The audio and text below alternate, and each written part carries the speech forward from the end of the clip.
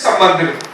అయితే భూమి మీద పుట్టిన ప్రతి మనిషి, వారి కులం ఏదైనా, జాతి ఏదైనా, వాళ్ళ మతం ఏదైనా, వాళ్ళ ఆర్థిక స్తోమత ఎంతున్నా, వాళ్ళ విద్యా బుద్ధులు ఎన్ని ఉన్నా లేకపోయినా ప్రతి వాళ్ళు ఈ కేటగిరీకి చెందిన వాళ్ళే. అయితే ఒక గొప్ప విషయం ఏంటనంటే 5వ వచనం చూడండి, ఎఫెసీ 2:5 ఏమి రాస్తుందో చూసారా? అయినను, బట్ అని అన్నాడు. అయినను ఇలాంటి పరిస్థితుల్లో ఈ ప్రకృతి సంబంధులైన మనుషులు ఉన్నను, ఇలాంటి పరిస్థితుల్లో ఈ ప్రకృతి సంబంధమైన మనుషులు ఉన్నను. అయినను అంటే ఏమంటే దేవుడు కరుణా సంపన్నుడై ఉండి మన అపరాధముల చేత చచ్చిన వారు వింటున్నప్పుడు సైతము మన చూపిన తన ప్రేమ చేత ఆయన మనల్ని తిరిగి బ్రతికిస్తాడు అని రాస్తుంది. అమ్మ అర్థమవుతుందా? ఇక బ్రతికిన తర్వాత అన్ని మారిపోతాయి అన్నమాట. నేను మీకు ప్రేమతో మనవి చేసేది ఏంటనంటే, నీ గురించి నువ్వు ముందు ఇప్పుడు ఆలోచించుకో. ఈ కూడికలో మనం ముఖ్య వచనం దగ్గర వెళదాము. భూమి మీద ఉన్న మనుషుల్లో ఒక రకం మనుషులు ప్రకృతి సంబంధులు. వీళ్ళకి దేవుని ఆత్మ విషయాలు వీరు గ్రహించడం లేరు, దేవుని ఆత్మ సంగతులు వీళ్ళు అంగీకరించడం లేరు. ఆ కారణం చేత వాళ్ళ స్థితిగతులు ఇలా ఉన్నాయి అన్నాడు. ఇది ఒక రకం. ఈ రకంతో ఉన్నటువంటి మనుషులను ఎడల దేవుడు తన విశేష కనికరాన్ని ఆయన చూపి ఆయన ప్రేమ చేత మళ్ళీ తిరిగి బ్రతికిస్తే వాళ్ళు రెండో స్టేజ్కి వస్తున్నారు. రెండో స్టేజ్ ఏంటంటే ఆత్మ సంబంధులు. చెప్పండి, ఎవరు వీళ్ళు? చూడండి, 1 కొరింథీ పత్రిక 2వ అధ్యాయం 15వ వచనం చూస్తారా? 1 కొరింథీ 2:15 చూడండి. ఆత్మ సంబంధి అయిన వాడు అన్నిటినీ వివేచించును గాని అతడు ఎవరి చేతని వివేచింపబడడు అన్నాడు. ప్రకృతి సంబంధి కాస్త దేవుని కార్యం తన జీవితంలో జరగగా వాడు ఏమైపోయాడట? ఆత్మ సంబంధి అయ్యాడు.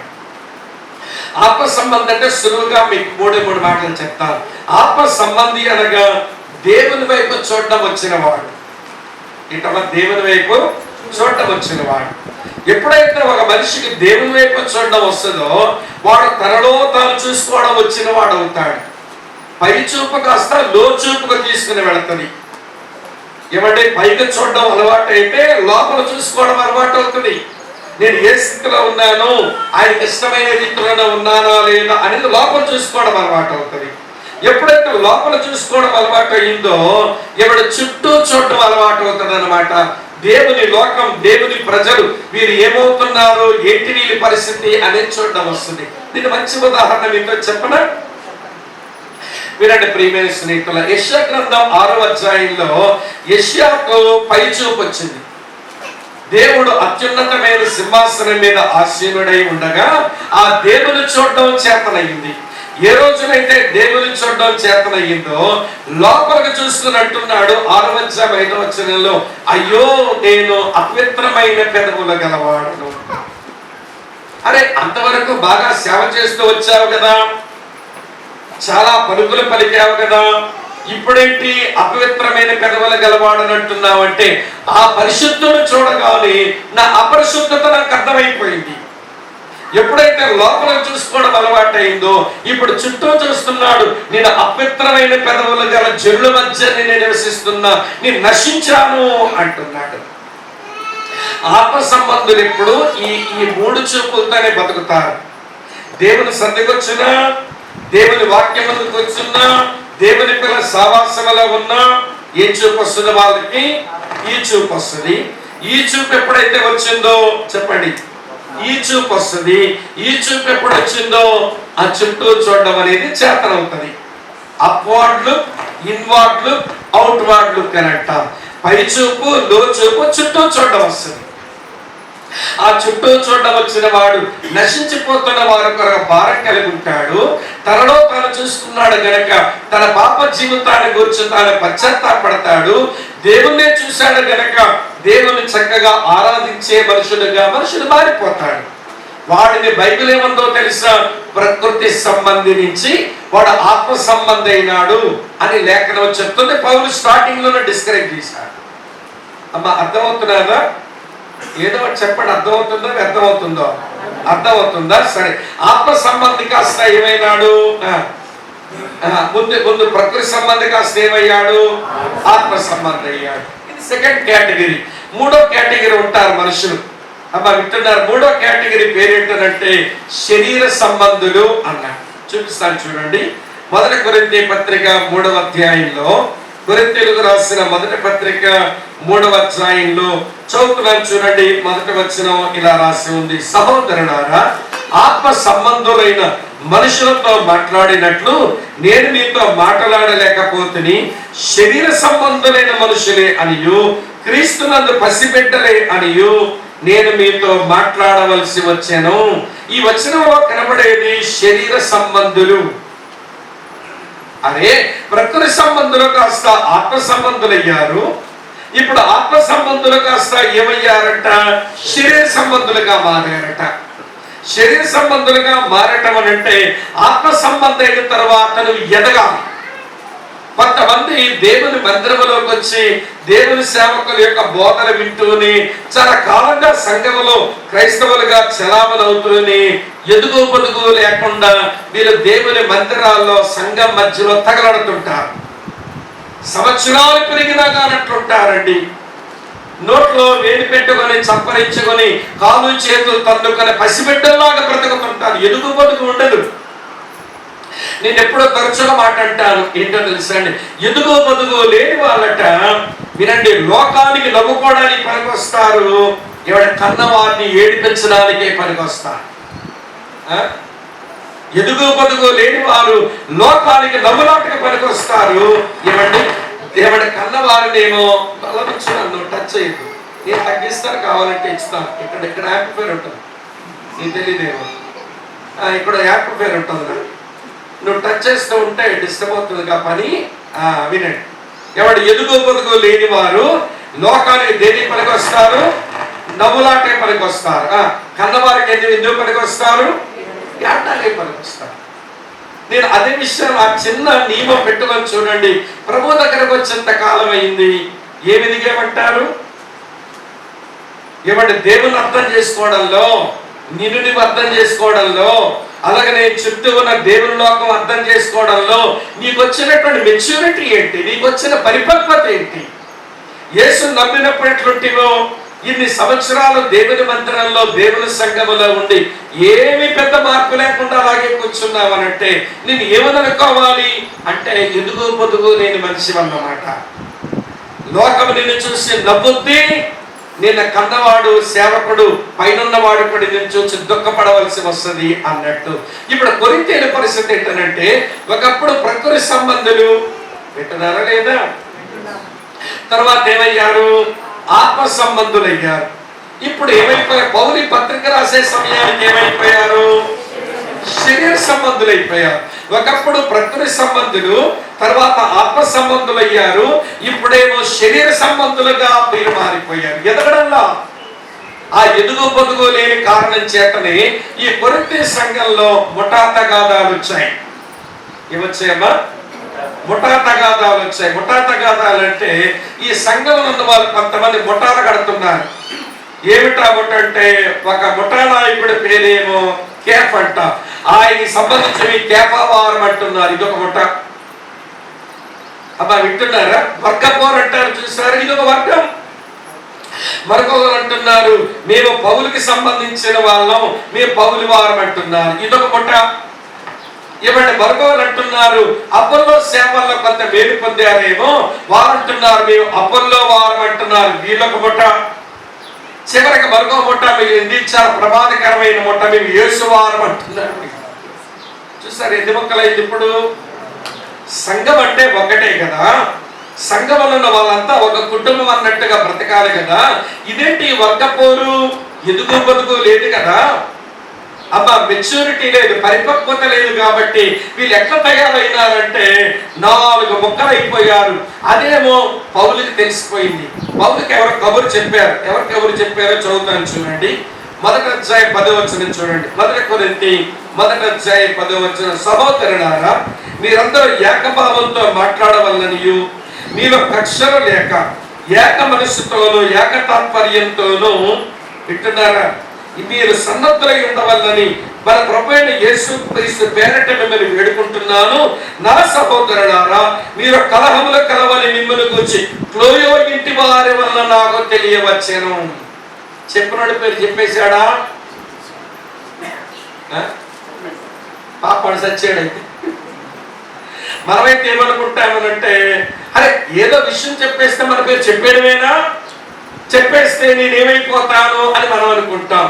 కానీ వినండి, నేను ఒకవేళ క్లోయో వాళ్ళ ఫ్యామిలీ అంతా ఏమనుకుంటాం, ఆ పేరు చెప్పినా పర్వాలేదు కానీ సంఘం బాగుంటారు. ఏ వ్యక్తితోనైతే ఇక్కడ సంఘ స్థాపన జరిగిందో, ఏ వ్యక్తి అయితే తన యొక్క శ్రమంతా ఇక్కడ పెట్టాడో, ఏ వ్యక్తి అయితే దేవుని వాక్యం అంతా ఇక్కడ కుమ్మరించాడో, ఏ వ్యక్తిని బట్టి అయితే మేము సంఘంగా చేయబడ్డాము, ఆ వ్యక్తికి హక్కు ఉంటుంది కదా ఏమైనా సరి చేయడానికి.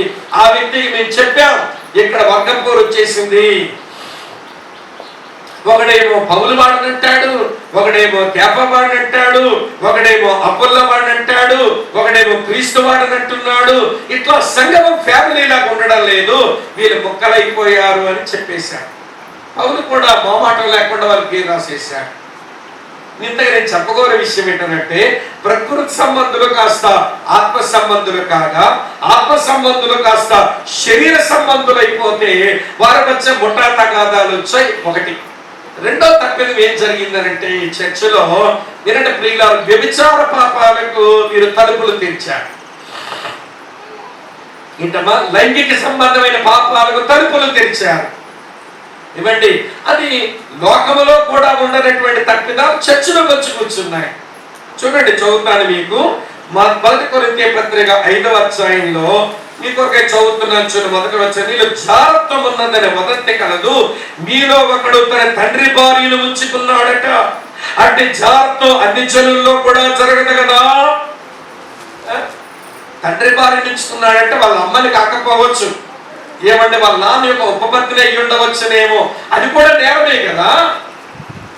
మీరు ఈ వదంతి ముందు అలాంటి వాడిని ఉండనిచ్చారేంటి? వాడిని సంఘం నుంచి బహిష్కరించి వాడికి మేలు చేయాలి, మీరు మేలు పొందాలి కదా, మీరు వాటిని ఉండనిచ్చారేంటి అన్నాడు. అంటే నేను చెప్పుకునే విషయం ఏంటంటే, శరీర సంబంధులు ఎట్లా తగలడతారో చూడండి. అమ్మ అర్థమవుతుందా? ముఠా తగాదాలకేమో తలుపులు తెరిచారు, జారత్వ పాపానికేమో తలుపులు తెరిచారు. దాంతో ఆగలేదు, వాళ్ళ మధ్య గొడవలు వచ్చాయి. గొడవలు వస్తే అన్యుల మధ్యకి వెళ్ళి చేతులు కట్టుకుంటున్నారు. వాళ్ళ ముందుకెళ్ళి మాకు తలుపులు తెరచండి, మాకు కొంచెం తగువులు తెరచండి అని వాళ్ళ మధ్యకి పోతున్నారండి, వాళ్ళ ముందు నిలబడుతున్నారండి. మీ తగువులు మీ తంటాలు తెరచడానికి మీ మధ్య ఒక పరిశుద్ధ సహోదరుడు లేడా? మీ తగువులు మీ తంటాలు అన్యుడు తీరుస్తాడని వాడి ముందు మీరు ఎందుకు చేతులు పెడుతున్నారు? మీకు సిగ్గు రావాలని చెప్తున్నాను అన్నాడు. చూడండి, చదువుతాను 6వ అధ్యాయంలో. ఇక్కడ ఉన్నారా లేదా మరి? 6వ అధ్యాయం చూడండి. 1 కొరింథీ 6వ అధ్యాయం 5వ వచనంలో, మీకు సిగ్గు రావాలని చెప్పొచ్చున్నాను. ఏమి? తన సహోదరుల మధ్యలో వాద్యము తెచ్చగల బుద్ధిమంతుడు మీలో ఒకడైనా లేడా? మీరంటే అన్యుల మధ్యకి వెళ్ళి చేతులు కట్టుకొని తగువ తెచ్చమంటున్నారు. నిజమే ప్రియుల, నా పరిచర్యలో అలా జరిగింది. చెప్తాను వినండి. 59 గ్రామాలలో ఏమంటే మా పరిచర్య, అప్పుడు మా పరిచర్య ఒకటే ఉంది, ఇప్పుడు పరిచర్య మాది ఒకటే. మా పోటీ లేని సేవకులం మేము. పోటీకి రమ్మంటున్నాం, ఎవరు రావట్లా. అక్కడికి వస్తే తన్నులు కాయాలి, అక్కడికి వస్తే ఏమంటే లేని పని ప్రమాదాలు వస్తాయి, ఏమంటే తినడానికి ఏమండి ఉండదు, ఉండడానికి ఉండదు, లేనిపోయిన ఇబ్బందులని నేను చాలా మందిని పిలిచాను మా ప్రాంతాలకి. ఏమండి తెలంగాణలో పెద్ద ఎక్కువ పిలిపివ్వలేదు, కానీ ఆంధ్రాలో చాలా మంది రెండ్రా బాబు మా ప్రాంతాలకు సేవ చేద్దురంటే ఏమండి ఒక ఇద్దరే వచ్చారు. ఆ ఇద్దరు ఎక్కువ రోజులు ఉండలా పోయారు. అమ్మ వింటున్నారు, ఎందుకో తెలుసా? యేసు గురించి చెప్తే ఎదురయ్యే ప్రతికూలమైన పరిస్థితులు అలా ఉన్నాయి. అప్పుడున్నాయి, ఇప్పుడు ఇంకొంచెం పెరిగాయి. సరే, ఇంతగా నేను ఏం చెప్పాలనుకుంటున్నానంటే, ఈ 59 గ్రామాల్లో కొంచెం కొంచెంగా సేవ చేయగా కొన్ని సంఘ స్థాపన జరిగింది. ఇప్పుడు 28 గ్రామాల్లో మేము ఏమంటే చర్చెస్ కలిగి ఉన్నాము, విశ్వాసాలు కలిగి ఉన్నాము. ఏమంటే ఈ పరిచర్యలో ఒక టైంలో ఏం జరిగేది అంటే, ఈ 59 గ్రామాల్లో ఏదైనా ఇబ్బందులు వస్తే, ఈ 59 గ్రామాల్లో ఒక పెద్ద మనిషి ఉంటాడు. ఆయన ఏ మాట అంటే ఆ మాట, ఆయన గీత గీస్తే ఎవడు దాటాడు అన్నమాట. వాళ్ళ సంపన్నులు, ప్రజలు ప్రేమించే వాళ్ళు, మంచి పాలనిచ్చే వాళ్ళు కాబట్టి వాళ్ళంటే చాలా గౌరవం. సరే ఆయన దగ్గరికి ఏదైనా తగు వస్తే ఏం చెప్పేవాడు, చర్చికి పోయి చెప్పండి అనేవాడు. ఎందుకట, చర్చోలు ప్రార్థన చేస్తే మన సమస్యలన్నీ పోతాయని వాళ్ళ నమ్మకం. వింటున్నారా లేదా మీరు? అలాగే ప్రార్థన చేసే వాళ్ళమండి. నాయుడు గారు కబురు పెట్టేవాళ్ళం, నాయుడు గారు ప్రార్థన చేస్తున్నాం, ఏమైందా సమస్య అంటే, ఏమండి చివరికి వచ్చింది బాబు ప్రార్థన చేయండి అనేవాడు. సమస్యల పరిష్కారం దేవుడు అట్లా చేసేవాడు. ఇక 59 గ్రామాల్లో ఉన్న నాయకులకైనా, ప్రధానమైన నాయకుడు గారికైనా ఒకటే మాట ఏంటంటే, ఏ గ్రామంలో ఏ సమస్య వచ్చినా చర్చికి వెళ్ళి చెప్తే వాళ్ళు ప్రార్థన చేస్తే పోతాయి అన్న పేరు వచ్చింది సంఘానికి. దరిద్రం ఏంటో గాని విశ్వాసులు కాస్త పెరిగిన తర్వాత ఇందులో తగలబడ్డారు నామకార్థక మంద. ప్రతి సంఘంలో తగలడతారు ఈ మాయిందారి మంద. ఇక్కడ కూడా ఉండే ఉంటారు. ఏమండి, అందరి మధ్యకు వచ్చినప్పుడేమో తెల్ల పావురాలు, ఒంటరిగా ఉన్నప్పుడేమో నల్ల కాకులు. వింటున్నారా లేదా? ఈ నామకార్థ భక్తి చేసే వాళ్ళు తయారై వీళ్ళు దెబ్బలాడుకుని ఆ బాలకృష్ణాడి గారి ముందు నిలబడేవారు. ఒకసారి అన్నాడు, స్వామిబాబు ఏమయ్యా ఎట్లయ్యారు మీ వాళ్ళు అన్నాడు. ఏంటంకలు అంటే, ఏదైనా సమస్య వస్తే చర్చి కబురు పెట్టే వాళ్ళం, ఈ రోజున మీ చర్చ వచ్చి మా ముందు నిలబడి తగు తెచ్చమని అడుక్కునే రోజు వచ్చింది ఏంటంటాడు. ఇది ఎంత అవమానకరం అండి. వింటున్నారండి? అవమానం కాదు మనకది. ఈ మధ్య రీసెంట్ గా ఒక 2 నెలల కిందట వినండి, వాక్యం చెప్పేశాను. అక్కడి నుంచి మళ్ళీ శ్రీకాకుళం సిటీలోనికి వాక్యం చెప్పడానికి బయలుదేరాలి. నేను బయటకు అడుగులేసుకుంటూ వచ్చేసాను. చివరిగా వాళ్ళ ఆఫరింగ్స్ ఏదో కలెక్ట్ చేసుకుని ప్రేయర్ చేసి బెనడిక్షన్ ఇస్తాను. అక్కడ ఉండేటువంటి బ్రదర్ గారు, నేను బయటకు వస్తుంటే మా సంఘ పెద్ద బయటకు వచ్చేసాడు. ఆయన వచ్చి ఏడుస్తున్నారు. ఆయన మెడికల్ డాక్టర్. ఆ చుట్టుపక్కల గ్రామాల్లో నాయుడు గారంతో ఈ బ్రదర్ కూడా అంతే, వీళ్ళిద్దరు మంచి స్నేహితులు.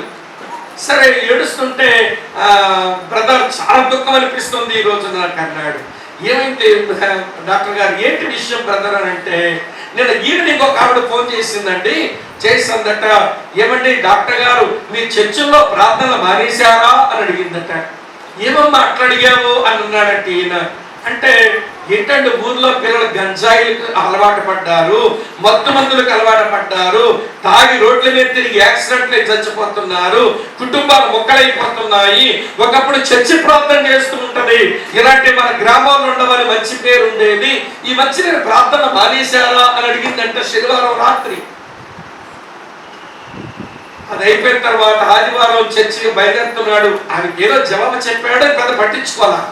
ఆయన చర్చికి బయలుదేరుతున్నాడంట సిద్ధపడి.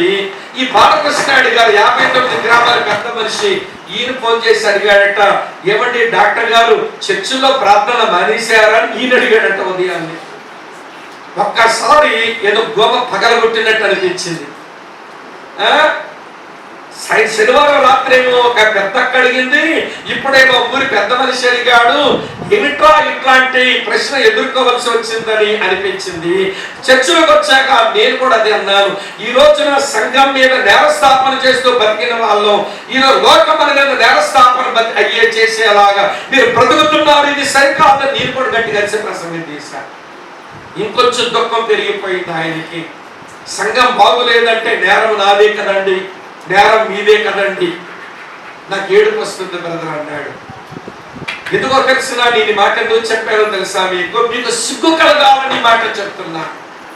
నీకు వచ్చినటువంటి వాద్యాలు లేక దెబ్బలాటల్లో తగువులకి తగువు తెచ్చడానికి బుద్ధి కలిగినటువంటి ఒక సహోదరుడు పరిశుద్ధుని నీ మధ్య లేడా? అన్నిని మధ్యలో చేతులు కట్టుకుంటారేంటి? ఆ రోజున ఇదే శరీర సంబంధులు అవ్వడం అంటే. ఒకప్పుడు ప్రకృతి సంబంధులే, వింటున్నారా లేదా, ఆత్మ సంబంధులయ్యారు. ఇప్పుడేమో శరీర సంబంధులుగా మారిపోయారు. ముఠాతగాదాలకు తెరలేపారు, జారత్వాన్ని ఉండనిచ్చుకుంటున్నారు, అన్యుల మధ్యకెళ్ళి తగు తెచ్చమని అడుగుతున్నారు. ఇలాంటి లోపాలు కొలలు జరిగాయండి వీళ్ళ జీవితంలో. నేను అవన్నీ చదివితే అదే పెద్ద ప్రసంగం అవుతుంది. సరే, నేను ఈ నేపథ్యం అంతా ఎందుకు మీతో చెప్పానంటే, ప్రకృతి సంబంధులు కాస్త ఆత్మ సంబంధులై ఇప్పుడు శరీర సంబంధులుగా మారిపోయిన కారణం చేత సవరించడానికి 15 అధ్యాయాల వరకు రాసి 16వ అధ్యాయంలో చివరి మాటలు రాస్తూ ఇప్పుడు మనం చదివినటువంటి 2 వచనాల్లో 5 ఆజ్ఞలు పాటించండి అని చెప్పాడు. అసలు 3 ఆజ్ఞలే హైలైట్ చేసి